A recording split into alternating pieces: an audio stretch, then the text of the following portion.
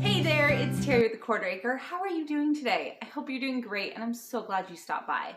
For those of you who are new, my name is Terry, and I am a homeschooling mom of two. I have a son who is 13 and a daughter who is 7, and they are in the 7th and 1st grades respectively right now. And they were public school kids, and we decided that homeschooling was going to be the best option for us after doing that weird last quarter distance learning thing, and we love it. And I don't know if we'll ever go back. So I wanted to share with you one of my favorite pieces of curriculum this year. It's from The Good and the Beautiful, and it is handwriting. So one of the things that I learned about public school once my oldest was in public school is that cursive is kind of a lost art. We were also foster parents for quite some time, and we had a lot of preteen and like early teen kids come through the house, and none of them, not one, knew how to sign their name. They had to print it. And so it was really important for me when we started homeschool to get handwriting in. I really wanted my kids to learn to sign their names, especially my son has his own checking account because he raises fair animals through 4-H. And so he gets a check every year, and then he has to pay for his things out of his checkbook and out of his own checking account. And so I'm like, you have to be able to sign your name. Like, why are they not teaching cursive? And how are you going to read documents in cursive if you don't know how to write it? So I went with The Good and the Beautiful handwriting. There's lots of different handwriting books out there, from Dollar Tree, little practice pads, to I've heard of Handwriting Without Tears is a popular one. And all the ones that I looked at, The Good and the Beautiful spoke to me for a few reasons. So this is the level 3, where they start doing cursive. Now for my daughter, we started her on level 1. And she has really great printing penmanship. Like, it's beautiful. It's almost as good as mine. It's better than my husband's, better than my 13-year-old's. Like, she just has a gift for printing really neatly and large and consistent letters and things like that. So we skipped her once she finished her level 1 book, which she finished it pretty early this year. We started her on level 3 because she was just aching to start cursive. And so she's now in the same book as my son. He is less enthusiastic. Printing and cursive were both really weak points for him. And he had an IEP through the public school, and they associate it with, like, it's a learning disability, like the ability of the fine motor skills. And after like 6 months of being home with me and practicing with The Good and the Beautiful and taking notes actually and doing outlines and things like that by hand, he went back and was tested by the OT, and she's like, he has beautiful writing. Like, this is definitely not a learning disability. It was just that they switched them over to technology too soon. I mean, if you're not practicing your writing in kindergarten, 1st and 2nd grade, if you're doing your spelling tests on computers and using the iPad all the time and things like that, when are you supposed to get that practice? When are you supposed to hone those skills? So that's just my little rant on too much technology early on in public schools. But after using this, and he's not even done with it yet, but after using this, he has just done so much better. So it does have some printing in there as well. So we start off with the printing, and there's great drawing in here too. So what I love is that The Good and the Beautiful sees that your fine motor skills are what's important and what is really going to give you good penmanship or not. That you have to develop those fine motor skills and the ability to look at something and copy it. And so adding in these little drawings is fun for the kids, but also skill building at the same time. Oh, I caught on my necklace. And so each page has exercises, and then it also has, there'll be little mazes, little drawings with instructions like draw a log in the box below, draw a mushroom and a flower by it. So it'll ask you to do things like that. Or it'll ask you to draw a bird on the roof, add clouds to the sky, and color the picture. So a lot of it is following directions and fun little things like that. in additionary, in addition to other handwriting things. And it strikes me because instead of just practicing, you know, A, you know, B, it uses really useful phrases to help.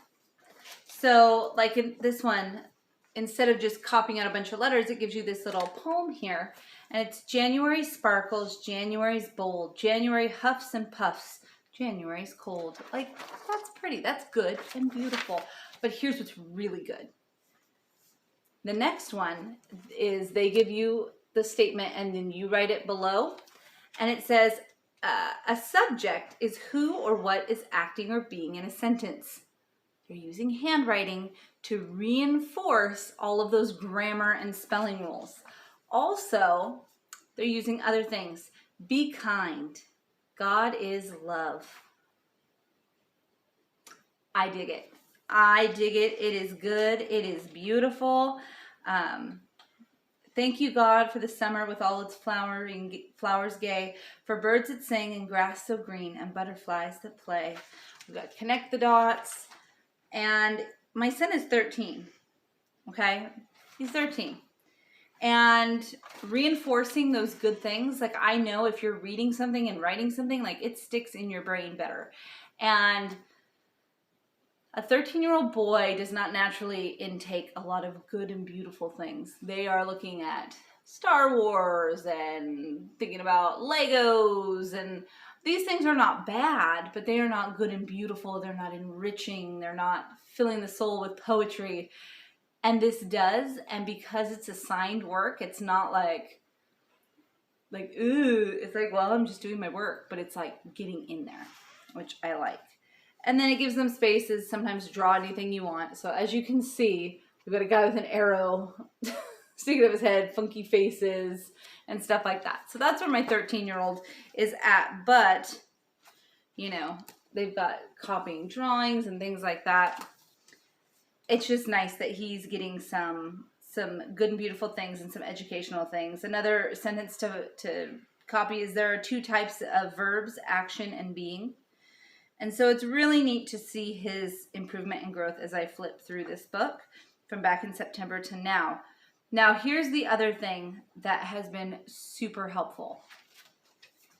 They use a rainbow dot system. So one of the things I noticed with both of my kids, my daughter did just kindergarten in public school, and my son did kindergarten through 6th grade in public school. And I love my daughter's kindergarten teacher. If she ever watches this, you are everything.